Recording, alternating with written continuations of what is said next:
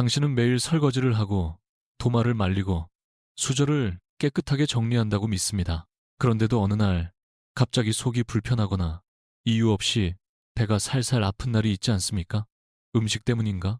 하고 넘기지만 실제로는 주방 어딘가에서 남아있던 세균이 원인일 수 있습니다. 특히 도마와 수저는 겉보기엔 반짝거리지만 당신이 전혀 예상하지 못한 방식으로 세균이 숨어 남아 있습니다. 그래서 먼저 묻고 싶습니다. 설거지 후에도 냄새가 아주 희미하게 남는 도마를 본 적이 있으신가요? 혹은 말린 수저를 꺼냈을 때 손끝에 차가운 물기가 느껴진 적은 없나요? 그리고 가끔은 아무 이유 없이 배탈이 나는데 원인을 못 찾은 적도 있죠. 바로 그 작은 순간들이 오늘 이야기에 깊이 연결됩니다. 놀라운 사실 하나를 먼저 알려드리겠습니다.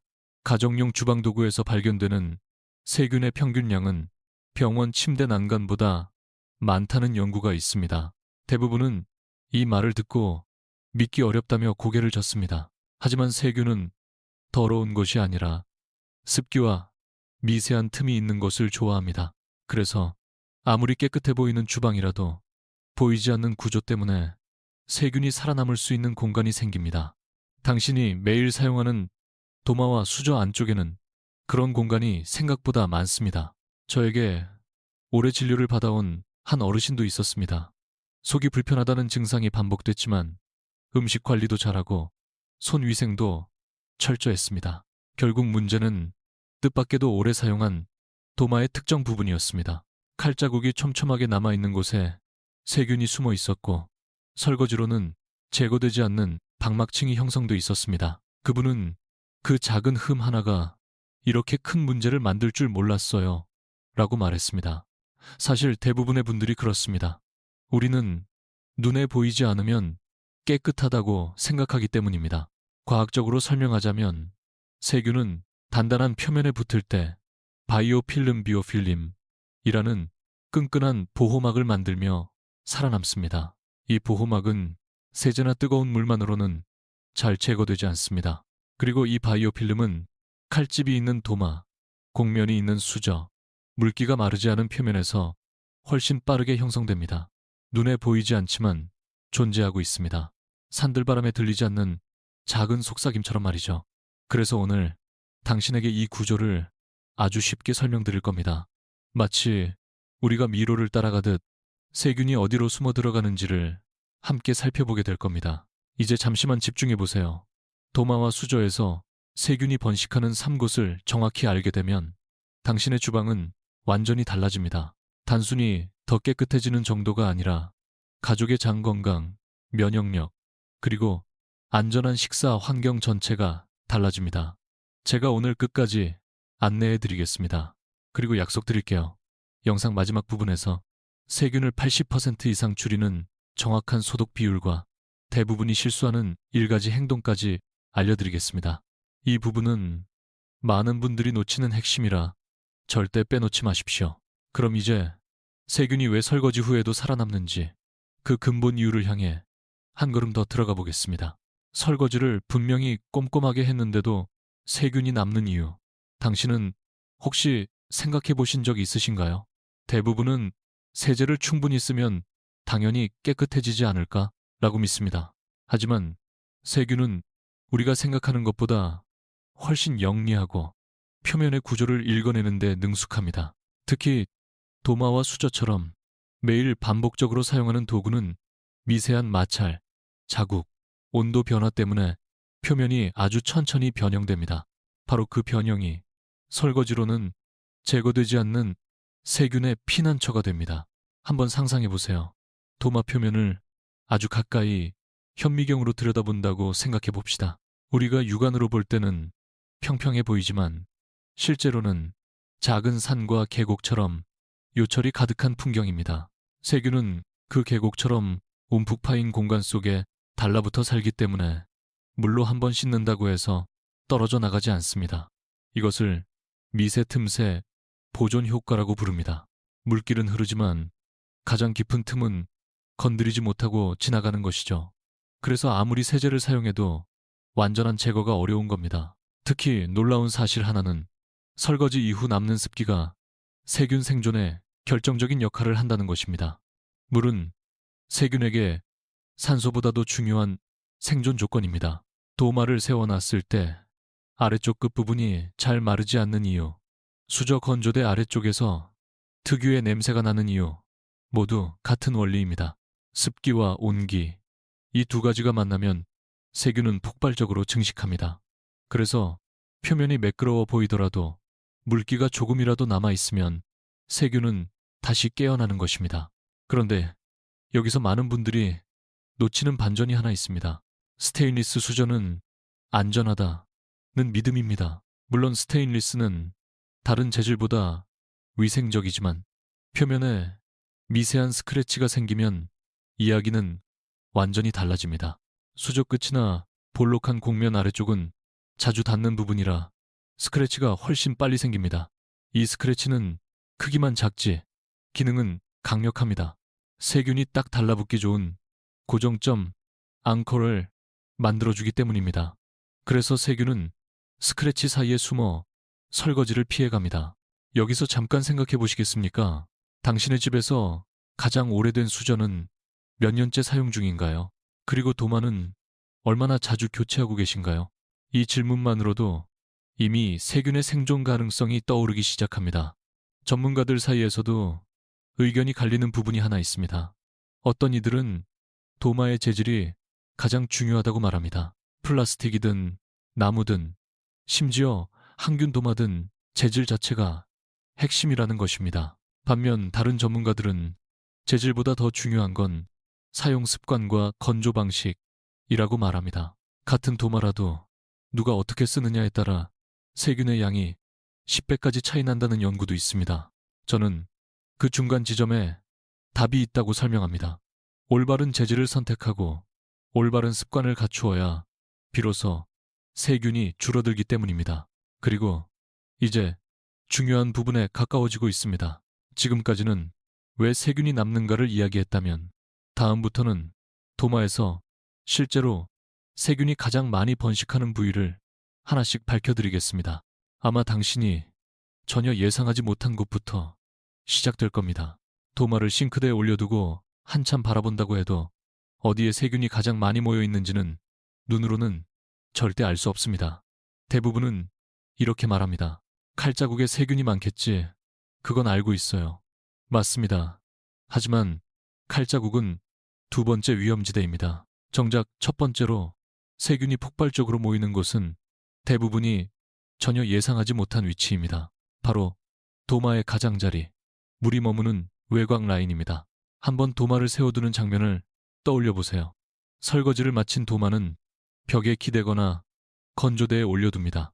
그런데 이때 도마의 아래쪽 가장자리는 공기 흐름이 가장 약하고 물기가 가장 오래 남아있는 구역입니다. 특히 플라스틱 도마는 가장자리 부분이 아주 미세하게 휘거나 벌어지는 경우가 많은데 이것이 문제의 시작입니다. 물, 음식물, 미세 찌꺼기, 세균이 세 가지가 이 좁고 보이지 않는 틈에 그대로 머무는 것입니다. 제가 실제 환자 상담 중에 만났던 한 주부가 있었습니다. 가족 모두가 잦은 복통을 호소했지만 원인을 찾지 못했죠. 결국 주방도구 상태를 살펴본 순간 답은 도마의 가장자리에서 나왔습니다. 겉보기엔 정말 깨끗했습니다. 그런데 가장자리 틈을 살짝 벌려보니 희미한 회색막, 즉 바이오 필름이 자리 잡고 있었던 겁니다. 그녀는 아니, 도마 가장자리는 평평한 줄 알았어요. 그런 틈이 있는지 몰랐어요. 라고 놀라워했습니다. 사실 99%의 사람들이 똑같이 모르는 부분입니다. 여기서 과학적인 설명을 조금 더 해보겠습니다. 도마의 가장자리에는 표면 장력 서페이스, 텐션 때문에 물이 맺혀 있습니다. 물은 평평한 곳보다는 굴곡이나 모서리에 오래 남는 성질이 있죠. 이 물방울이 30분 이상 남아있으면 세균은 그 안에서 빠르게 증식하기 시작합니다. 특히 상온에서 1시간이 지나면 세균의 수가 최대 8배 이상 증가한다는 실험도 있습니다. 그러니 도마가 겉보기엔 마른 듯 보여도 실제로는 가장자리 틈이 오래도록 젖어 있는 경우가 매우 많습니다. 여기서 많은 전문가들이 의견을 나누는 부분이 있습니다. 어떤 이들은 가장자리 세균 번식은 구축 구조 문제이기 때문에 재질 변경이 답이다 라고 말합니다. 반면 또 다른 전문가들은 재질보다 건조 방식이 더 핵심이라고 강조합니다. 두 의견 모두 일리는 있지만 저는 늘 같은 결론에 도달합니다. 재질과 습관이 함께 바뀌어야 해결된다는 것입니다. 훌륭한 칼도 잘못 쓰면 무용지물이 되듯 아무리 좋은 도마도 잘 말리지 않으면 의미가 사라지기 때문입니다. 그렇다면 여기서 잠깐 당신에게 하나 질문을 드려보고 싶습니다. 평소 도마를 세워둘 때 아래쪽 가장자리 부분이 완전히 마를 수 있는 구조인가요? 혹은 건조대 아래쪽에서 냄새가 난 적은 없나요? 이 두 가지 질문만으로도 당신의 도마가 안전한지 어느 정도 판단할 수 있습니다. 이야기를 조금 환기해 볼까요? 지금 이 순간에도 도마 가장자리는 습기가 조금이라도 남아있다면 세균에게는 완벽한 은신처입니다.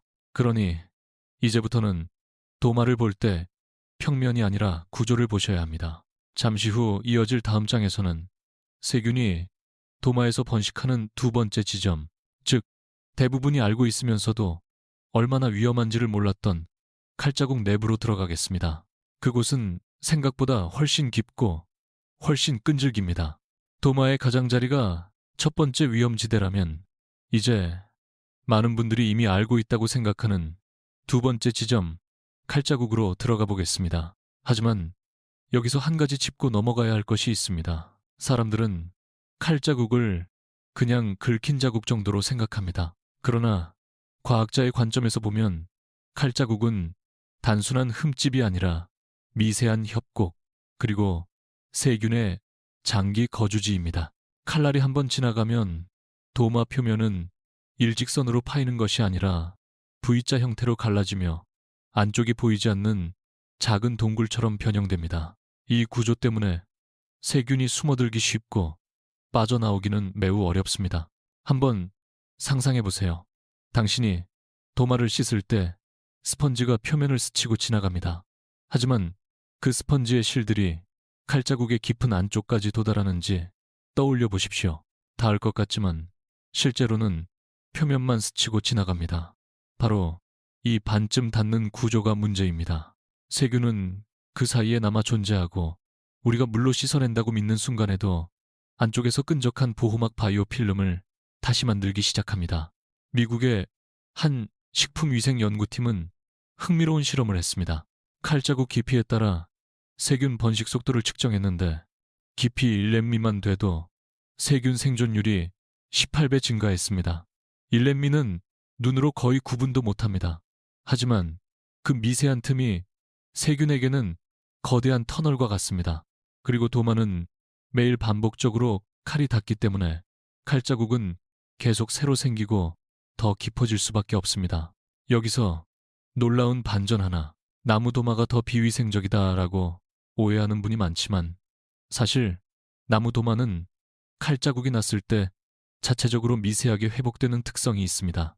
반면 플라스틱 도마는 칼자국이 생기면 그대로 갈라진 형태로 남아 오히려 세균 번식률이 더 높아지는 경우가 많습니다. 그래서 전문가들도 의견이 갈립니다. 플라스틱이 더 위생적이다. vs 나무가 더 안전하다. 하지만 어떤 재질이든 칼자국이 깊어지는 순간 모든 성능은 똑같이 무너진다는 점에는 모두가 동의합니다. 결국 핵심은 재질이 아니라 상태 관리입니다. 여기서 한 가지 질문을 드려볼까요? 당신은 마지막으로 도마의 칼자국을 자세히 들여다본 게 언제였나요? 빛에 비춰보면 겉으로는 보이지 않던 흠집들이 줄무늬처럼 드러날 겁니다. 이 장면을 보는 순간 많은 분들이 놀라고 한숨을 쉽니다. 그리고 이렇게 말하죠. 이 정도로 깊은지 몰랐어요. 칼자국 속 세균은 단지 남아있는 것이 아니라 음식을 통해 재배출되면서 다시 장으로 들어갑니다. 특히 생고기, 생선, 달걀을 다룬 칼자국은 단백질 성분이 틈 사이에 남아 세균의 영양분이 되어버립니다. 그래서 도마를 사용할 때 생선 비린내가 미세하게 남거나 고기 냄새가 배어 잘 빠지지 않는 이유도 그 칼자국 내부 때문입니다. 그러나 칼자국이 문제가 된다고 해서 도마를 매번 버릴 수는 없죠. 그렇기 때문에 전문가들은 다음과 같은 해결책을 제시합니다. 칼자국을 줄이는 방향으로 사용하는 습관. 예를 들어 도마 한 부분만 반복적으로 사용하지 않고 도마 전체를 골고루 사용하는 방식입니다. 또 하나는 잘 모르는 진실인데 칼날의 종류가 도마 손상 정도를 크게 좌우합니다. 무뎌진 칼은 도마를 더 깊게 파고 단단한 칼날보다 훨씬 많은 손상을 줍니다. 잘 드는 칼이 오히려 도마를 오래 사용하게 만들고 세균의 은신처도 덜 생기게 하는 셈입니다. 이쯤에서 잠시 환기해보죠. 당신은 지금 도마를 어떻게 씻고 있습니까? 그저 표면을 문질러 닦는 정도라면 칼자국 깊숙한 곳은 아직 그대로 남아있을 가능성이 높습니다. 곧이어 우리는 세균이 가장 많이 남는 세 번째 주요 지점, 도마가 아닌 수저와 스테인리스 도구의 비밀로 넘어갑니다. 아마 그 부분을 듣는 순간 당신의 주방 사용 습관이 완전히 달라질 겁니다. 이제 세균 번식의 세 번째 지점, 바로 수저와 스테인리스 도구의 숨은 위험지대로 시선을 옮겨보겠습니다. 많은 분들이 스테인리스는 위생적이다, 뜨거운 물만 닿아도 세균이 죽는다고 믿습니다. 어느 정도는 맞지만 전부는 아닙니다. 스테인리스 수저는 겉보기엔 반짝이고 단단해 보이지만 사실은 도마와 마찬가지로 세균이 붙어 숨어 있을 수 있는 구조적 이유를 가지고 있습니다. 눈에 보이는 깨끗함이 실제 청결을 의미하지 않는다는 이야기를 지금부터 하나씩 풀어드리겠습니다. 우리가 매일 사용하는 수저를 아주 가까이 들여다본다고 상상해 보십시오. 수저는 단순한 평면이 아닙니다. 곡면, 오목한 중앙, 손잡이와 연결되는 미세한 굴곡, 그리고 반짝임을 잃은 스크래치 자국들. 이 모든 것이 세균에게는 아주 알맞은 은신처입니다. 그 중에서도 오늘 말씀드릴 첫 번째 위험 지점은 곡면 아래의 미세 그림자 공간입니다. 눈에 보이지 않는 작은 음영, 이곳이 바로 세균이 가장 오래 남는 자리입니다. 왜 그럴까요? 스테인리스는 물이 빠르게 흘러내리는 장점이 있지만 곡면 아래쪽은 물 흐름이 느려지는 사각지대가 됩니다. 마치 작은 웅덩이처럼 물이 붙잡혀 머물게 되고 그 속에서 세균은 다시 깨어납니다. 더 큰 문제는 이 공간이 너무 작아서 일반적인 스펀지나 수세미가 완전히 닿지 않는다는 것입니다. 즉 씻는 동작은 충분해 보이지만 실제로 닿아야 할 지점에는 닿지 않는 겁니다. 한 환자분은 이런 이야기를 하셨어요. 맑은 물로 여러 번 헹구는데도 건조대에서 꺼낸 수저가 이상하게 눅눅했어요. 제가 곡면 아래를 살펴보니 미세한 물막이 고여 있었습니다. 그 물막 속에서 세균이 자라는 속도는 상상보다 훨씬 빨랐습니다. 건조대에 하루 동안 잘 말렸다고 생각했지만 곡면 아래쪽은 24시간 내내 완전히 마르지 않는 구조였던 것이죠. 그렇다면 여기서 질문 하나 드려볼까요? 당신은 수저를 씻을 때 곡면의 아래쪽까지 닿는다는 확신이 있습니까? 대부분의 사람들은 정면을 문지른다고 해서 아래쪽도 씻긴다고 생각합니다. 그러나 세균은 우리가 닿지 않는 바로 그 지점만 골라 정착합니다. 이와 관련해 전문가들 사이에서도 흥미로운 논쟁이 있습니다. 어떤 연구자들은 스테인리스는 항균성이 높기 때문에 문제 없다고 주장합니다. 하지만 다른 전문가들은 항균성은 표면이 손상되지 않았을 때만 유효하다고 반박합니다. 즉, 스크래치가 생기는 순간 항균 기능은 급격히 떨어지고 오히려 세균이 달라붙기 좋은 접착 포인트가 만들어진다는 것이죠. 이 두 의견을 모두 들어보면 결론은 명확합니다.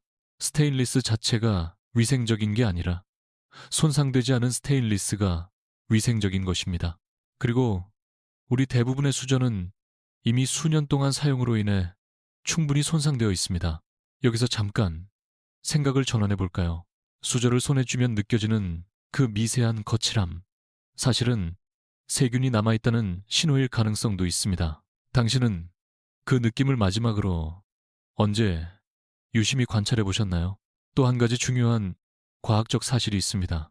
스테인리스 표면에 미세한 스크래치가 많아질수록 세균이 만드는 바이오 필름의 밀집도는 최대 30배까지 증가합니다. 이 보호막은 단순 세척만으로는 절대 제거되지 않습니다.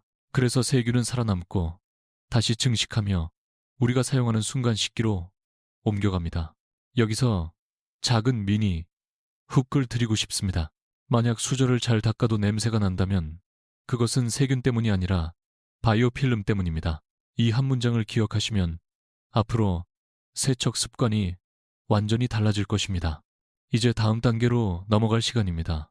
지금까지 수저의 첫 번째 번식 지점을 살펴보았다면 다음 장에서는 두 번째이자 가장 위험한 사각지대, 바로 수저 손잡이와 본체가 만나는 경계부의 비밀을 알려드리겠습니다. 이곳은 대부분이 평생 모르고 지나가는 지점이며 세균이 가장 고집스럽게 남는 자리입니다. 이제 수저에서 세균이 가장 고집스럽게 남는 두 번째 지점, 그리고 전문가들 사이에서도 가장 위험한 사각지대라고 불리는 부분으로 들어가겠습니다. 바로 손잡이와 본체가 만나는 경계부, 다시 말해 수저의 목 부분입니다. 이곳은 우리가 수저를 잡는 손결이 가장 자주 닿는 곳이면서도 설거지할 때는 가장 대충 지나가기 쉬운 구역입니다. 놀랍게도 이 작은 경계면에는 세균 밀도가 공면보다 2, 3배 높다는 실험 결과도 있습니다. 왜 이런 일이 생길까요? 그 이유는 아주 단순하면서도 누구나 놓치기 쉬운 구조 때문입니다. 수저를 제작할 때 금속을 성형에 붙이거나 굴곡을 만드는 과정에서 미세한 이음선, 싸움이 생기는데 이 선은 육안으로 보면 거의 보이지 않습니다. 그러나 그 안쪽은 깊이가 수십 마이크로미터에 달하며 세균이 달라붙기에 완벽한 홈 역할을 합니다. 문제는 이 홈이 씻는 방향과 반대 방향으로 파여 있다는 점입니다. 즉, 우리가 아무리 문질러도 그 틈 안쪽에 스펀지실이 닿지 않는 구조입니다. 여기서 많은 분들이 이렇게 말씀하십니다. 아니, 손잡이 부분은 입에 닿지도 않는데 왜 위험한가요? 좋은 질문입니다. 위험한 이유는 손으로 옮겨가는 교차 오염, 크로스 컨타미네이션 때문입니다. 우리가 손으로 음식을 집기도 하고 식탁을 만지고 심지어 얼굴을 만집니다. 그리고 다시 수저 손잡이를 잡습니다. 이 과정에서 손잡이는 끊임없이 새로운 세균을 받아들이고 또다시 우리 손으로 옮겨보냅니다. 도마의 칼자국처럼 직접 섭취하는 오염원이 아니어도 손을 통해 몸 안으로 들어갈 수 있다는 것입니다. 실제로 한 고령자 부부의 사례가 있습니다. 두 분 모두 소화불량과 잦은 설사를 반복했지만 병원에서 큰 문제는 발견되지 않았습니다. 식습관도 나쁘지 않았고 위생적으로 생활하는 편이었습니다. 그러나 제가 주방 도구 상태를 확인해 보았을 때 문제의 핵심은 수저 손잡이의 이음선에 남아있던 끈적한 바이오 필름이었습니다. 그 필름을 면봉으로 긁어내자 희미한 냄새가 올라왔고 검사 결과 장내 세균군과 동일한 균종이 검출되었습니다. 부부는 평생 그곳에 틈이 있다는 사실조차 모르고 계셨습니다. 여기서 또 하나의 중요한 과학적 사실을 말씀드리겠습니다. 우리가 흔히 쓰는 스테인리스는 균에 강한 재질이지만 습도 60% 이상, 온도 25도씨 이상이 되는 순간에는 오히려 세균 증식률이 급격히 올라갑니다. 한국 주방의 평균 습도와 온도가 이 조건에 거의 맞습니다. 게다가 손잡이 경계부는 잘 마르지 않기 때문에 세균 입장에서는 그야말로 성장 온실이 되는 것입니다. 이 지점을 두고 전문가들 사이에서도 의견이 분분합니다. 어떤 위생학자는 손잡이는 입에 닿지 않으니 중요도가 낮다고 말합니다. 반면 다른 전문가들은 손을 통해 더 많은 세균이 이동하기 때문에 오히려 가장 중요한 곳이라고 주장합니다. 저는 후자에 더 가까운 입장입니다. 손을 통한 전파는 생각보다 강력하며 특히 면역이 약해지는 고령층에게는 큰 영향을 줄 수 있기 때문입니다. 여기서 잠깐 스스로에게 물어보십시오. 수저를 씻을 때 손잡이 경계부를 얼마나 신경 쓰고 있었나요? 혹은 그 부위에 물때처럼 하얀 막이 낀 것을 본 적은 없습니까? 그 막이 바로 건조되지 않은 세균과 바이오 필름이 남긴 흔적입니다. 이쯤에서 작은 미니 훅을 드리겠습니다. 수저에서 가장 위험한 부위는 입에 닿는 앞부분이 아니라 손이 닿는 뒷부분입니다. 이 사실을 깨닫는 순간 많은 분들이 비로소 세척 습관을 바꾸기 시작합니다. 이제 본격적인 해결 단계로 넘어갈 시간입니다. 다음 장에선 지금까지 이야기한 세균 번식지 3곳을 확실히 줄이는 과학적 세척 소독 방법, 단 10초만 추가해도 세균이 80% 이상 감소하는 실제 연구 기반 루틴을 설명드리겠습니다. 이 부분이 오늘 영상의 가장 실질적이면서도 결정적인 전환점이 될 것입니다. 그리고 이 지점에서 한 가지 부드러운 안내를 드립니다. 만약 지금까지의 내용이 도움이 되었다면 이 정보를 가족이나 부모님께도 공유해 주세요. 깨끗한 주방은 한 사람만의 변화가 아니라 가정을 지키는 가장 기본적인 건강 습관이니까요. 이제 본격적으로 앞서 말씀드린 세균 번식 지점 3곳을 현실적으로 그리고 과학적으로 줄일 수 있는 방법을 알려드리겠습니다. 많은 분들이 설거지를 더 열심히 하면 되는 것 아닌가요? 라고 묻습니다. 그러나 문제는 힘을 얼마나 주는가가 아니라 방법이 얼마나 정확한가에 있습니다. 실제로 세균 감소율을 연구한 논문을 살펴보면 힘주어 문지르기보다 10초간의 추가 루틴이 훨씬 더 효과적인 것으로 나타났습니다. 즉, 행동의 강도보다 행동의 방향이 훨씬 중요하다는 뜻입니다. 우선 도마의 세균을 줄이는 첫 번째 과학적 방법은 뜨거운 물과 세제를 사용한 직후 즉시 자연 건조가 아닌 강제 건조를 추가하는 것입니다. 여기서 말하는 강제 건조란 키친타월로 물기를 90% 이상 제거한 뒤 세워두는 방식을 뜻합니다. 왜 이렇게 해야 할까요? 도마 표면은 생각보다 오래 물을 머금고 있습니다. 자연 건조만으로는 도마의 깊은 틈까지 말리기 어렵고 앞서 말씀드렸던 가장자리 부분은 공기 흐름이 느린 만큼 물기가 매우 오래 남아 있습니다.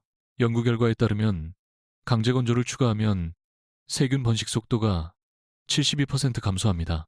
이 방법은 단 10초면 충분하며 특별한 장비도 필요하지 않습니다.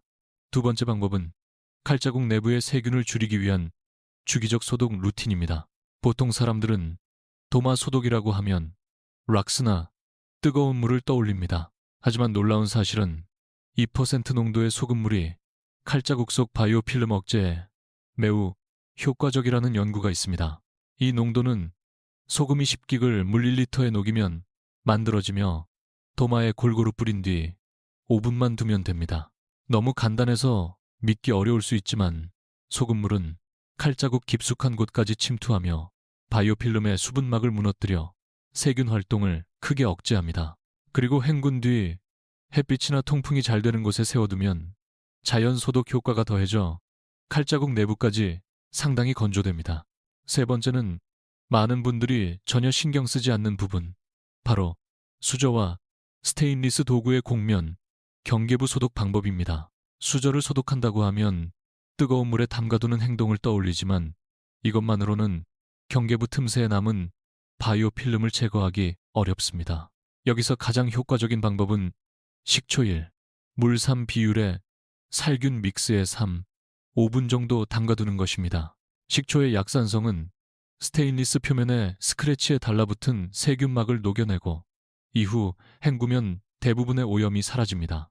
이 과정에서 중요한 점은 담갔다가 꺼낸 뒤 완전히 말리는 것입니다. 식초 소독보다 더 중요한 것이 바로 완전 건조라는 것을 기억해 주세요. 여기서 잠깐 당신에게 질문 하나 드리겠습니다. 주방에서 가장 소홀하게 여기는 도구는 무엇인가요? 도마일까요? 수저일까요? 아니면 건조대 자체일까요? 정답은 사람마다 다르지만 공통점이 있습니다. 대부분은 겉만 보고 판단한다는 점입니다. 이제는 겉이 아니라 구조를 보고 건조 시간을 보고 반복되는 습관을 봐야 합니다. 또 하나 흥미로운 사실이 있습니다. 같은 집에서도 가족 구성원마다 사용하는 도마 수저에 남는 세균의 양이 다르다는 연구가 있습니다. 이 차이는 누가 어떻게 씻는가에서 오며 사용 습관이 세균 번식량을 좌우한다는 강력한 증거입니다. 이쯤에서 미니 훅글 드리겠습니다. 당신의 주방 세균을 80% 줄이는 데 필요한 시간은 단 10초입니다. 강하게 문지르는 10초가 아니라 정확한 행동을 추가하는 10초입니다. 그리고 지금이 영상 중반이기 때문에 부드럽게 말씀드리고 싶습니다. 만약 이 내용이 도움이 되셨다면 좋아요 한번 눌러주세요. 당신의 관심은 더 많은 분들이 건강한 식탁을 지키는데 큰 힘이 됩니다. 특히 부모님이나 혼자 지내시는 어르신들에게는 이런 작은 정보가 건강을 지키는 첫 번째 안전망이 되기도 합니다. 이제 다음 장에서는 세균을 줄이는 실천법에서 한 단계 더 나아가 오래된 주방 습관 중 오히려 세균을 키우는 행동들을 조명하고 어떻게 바꾸면 좋은지 구체적이고 현실적인 팁을 드리겠습니다. 당신이 평생 해오던 습관 중 하나가 오늘 완전히 바뀔지도 모릅니다. 우리는 주방에서 매일 반복하는 습관이 있습니다. 너무 익숙해서 더 이상 의심하지 않고 부모님 세대부터 이어져 내려와 늘 하던 방식이라 그냥 따라합니다. 그런데 이 익숙함 속에 세균을 키우는 결정적 습관이 숨어 있다는 사실 알고 계셨나요? 오늘 이 부분을 들으시면 아마 많은 분들이 내가 그동안 잘못하고 있었구나 하고 놀라실 겁니다. 특히 도마와 수저처럼 매일 쓰는 도구일수록 사소한 습관 하나가 세균의 양을 몇 배까지 증가시키기도 합니다. 먼저 가장 흔한 습관부터 이야기해 보겠습니다. 바로 도마와 수저를 젖은 상태로 폭에 두는 행동입니다. 설거지 후 물기가 남은 상태에서 둘을 겹치면 그 사이 공간은 공기가 거의 통하지 않기 때문에 세균이 번식하기 가장 좋은 환경이 됩니다. 특히 플라스틱 도마는 수분을 머금은 뒤 잘 마르지 않고 그 틈 사이에 음식물이 조금이라도 남아있으면 세균은 몇 시간 만에 폭발적으로 증가합니다. 이 습관은 많은 분들이 잠깐 올려둘 뿐이라고 생각하지만 세균 입장에서 그 잠깐이 충분한 번식 시간입니다. 두 번째 오래된 습관은 세척 도구를 재사용해 도마와 수저를 함께 닦는 행동입니다. 예를 들어 생고기를 손질한 뒤 같은 수세미로 수저를 씻는 경우가 대표적입니다. 생고기 표면에는 대장균, 캠필로박터 같은 위험 세균이 있을 수 있으며 이 세균은 수세미 섬유 안으로 들어가 오랫동안 살아남습니다.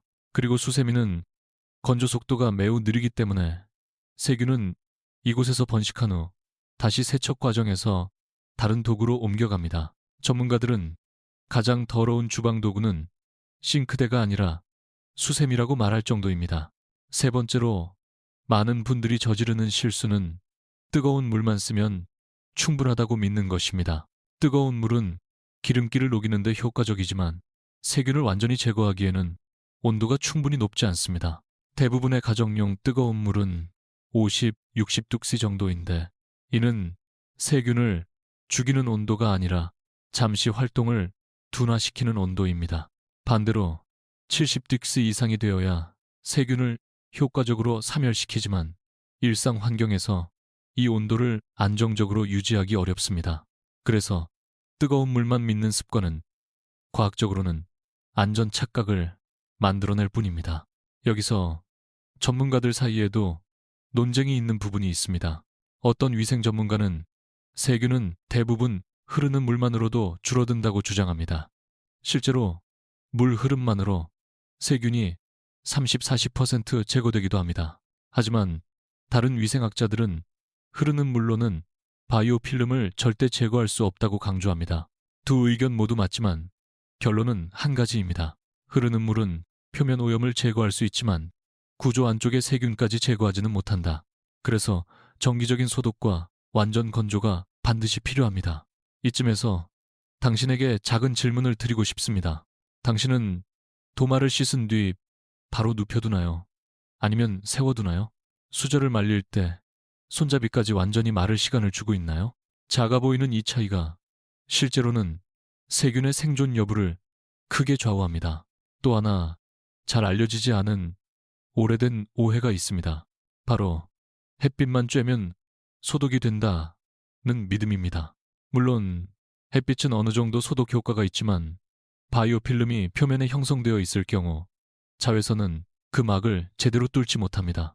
즉, 햇빛은 보조적 효과일 뿐 제대로 된 세척과 강제 건조가 먼저입니다. 이쯤에서 작은 미니 훅글 드립니다. 청결은 강한 자극이 아니라 작은 습관이 만든 구조적 변화입니다. 도마를 세워두는 각도 하나, 수저를 말리는 위치 하나, 수세미를 교체하는 주기 하나가 당신의 주방을 완전히 바꿉니다. 그리고 이 이야기에는 중요한 이유가 있습니다. 우리가 매일 하는 습관은 의식하지 않아도 자동으로 반복되는 행동이기 때문에 잘못된 습관이 자리 잡으면 세균이 지속적으로 쌓이고 그 결과는 결국 몸으로 나타날 수밖에 없습니다. 특히 고령자나 면역력이 약한 분들에게 이런 미세한 오염은 더 크게 영향을 줍니다. 이제 마무리를 향해 씩 나아가겠습니다. 다음 장에서는 오늘 이야기한 모든 내용을 바탕으로 7일 동안 실천할 수 있는 주방 위생 개선 플랜, 그리고 어떤 상태가 되었을 때 도구를 교체해야 하는지 그 기준까지 명확하게 알려드리겠습니다. 이 마지막 단계가 당신의 주방을 진짜 안전한 공간으로 완성하는 결정적인 열쇠가 됩니다. 이제 오늘 긴 여정을 마무리할 시간입니다. 지금까지 도마와 수저, 그리고 우리가 매일 사용하는 주방 도구 속에 숨어 있는 세균의 번식 지점들을 하나씩 살펴보았습니다. 가장자리의 습기, 칼자국의 깊은 틈, 수저의 곡면과 손잡이 경계부, 이 작은 공간들이 어떻게 우리의 건강에 영향을 주는지 차근차근 이해해 오셨을 것입니다. 이제 마지막으로 이 지식을 생활 속에서 실제로 적용할 수 있는 변화로 바꾸어 드리겠습니다. 그 변화의 핵심은 거창한 행동이 아니라 작고 꾸준한 습관입니다. 우선 오늘 배운 내용을 간단히 정리해 보겠습니다. 도마의 가장자리는 건조가 가장 어려워 세균이 가장 빠르게 살아남는 지점이었습니다. 칼자국은 바이오 필름이 자리 잡기 좋은 미세 협곡이었고 우리가 씻는 방식만으로는 닿지 않는 깊이를 가지고 있었습니다. 그리고 수저는 겉면이 매끈해 보여도 곡면 아래의 음영과 손잡이, 경계부의 미세 틈에 세균이 오랫동안 남아 있었습니다. 이 세 가지 지점을 이해하는 순간 당신의 주방은 이전과는 전혀 다른 시선으로 보이기 시작할 것입니다. 이제 중요한 부분입니다. 이 모든 문제를 해결하는 과정은 어렵지 않습니다. 부담스러운 소독제나 새로운 기계를 준비할 필요도 없습니다. 가장 확실한 방법은 바로 7일 실천 계획, 즉 생활 속에 스며드는 변화입니다. 아래의 6가지 행동만 꾸준히 반복하면 당신의 도마, 수저 위생 상태는 완전히 달라집니다. 설거지 후 도마는 반드시 10초 강제 건조, 키친타월로 표면 전체를 닦아내고 세워두어 공기 흐름을 확보합니다. 주 2회 2% 소금물 소독, 루틴 실행, 칼자국 깊숙한 곳까지 침투하여 바이오 필름을 붕괴시키는 가장 확실한 방법입니다. 수저는 식초 1, 물산 비율의 소독액의 3, 5분 담근 후 완전 건조, 수세미는 최대 2주 주기 교체, 냄새가 나면 즉시 폐기, 건조대와 도마 거치대는 하루 1회 물기 제거, 일주일에 한 번 완전 세척, 주방 도구는 손으로 확인하고 눈으로 확인하고 냄새로 확인하는 3단계 점검. 이 6가지는 단순하지만 강력합니다. 7일 동안만 실천해도 도구 표면 세균은 50% 이하로 줄고 장내 불편감이나 재발성 복통이 줄었다는 사례도 적지 않습니다. 특히 고령층이나 면역력이 약한 분들에게는 이런 작은 변화가 건강을 지키는 중요한 기초가 됩니다. 이제 잠시 호흡을 천천히 가다듬어 보십시오. 주방이란 단순히 음식을 만드는 공간이 아니라 당신의 건강과 가족의 안전이 시작되는 곳입니다. 그 공간이 조금 더 밝아지고 조금 더 건조하고 조금 더 깨끗해지는 것만으로도 삶 전체가 부드럽게 바뀔 수 있습니다. 그리고 중요한 사실 하나 늦지 않았습니다. 지금 이 순간부터 도마를 어떻게 건조시키는지, 수저를 어떻게 소독하는지, 어떤 습관을 버리고 어떤 습관을 들이는지만 바꿔도 당신의 주방은 단 24시간 안에 완전히 다른 표면 상태를 보여줄 것입니다. 저는 늘 환자분들께 이렇게 말씀드립니다.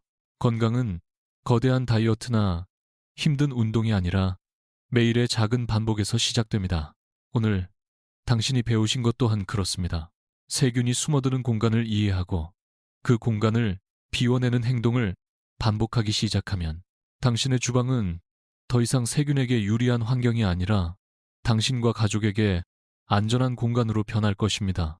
이제 마지막으로 작은 도전 하나를 드리고 싶습니다. 오늘부터 7일간 실천 루틴을 해보시고 변화가 있었다면 댓글로 알려주세요. 데이 1, 7 챌린지 시작이라고 남겨주시면 저도 함께 응원하겠습니다. 당신의 꾸준함이 주방을 그리고 몸을 바꿉니다. 오늘 함께 해주셔서 진심으로 고맙습니다. 지금까지 듣기만 해도 튼튼해지는 튼튼 라디오였습니다.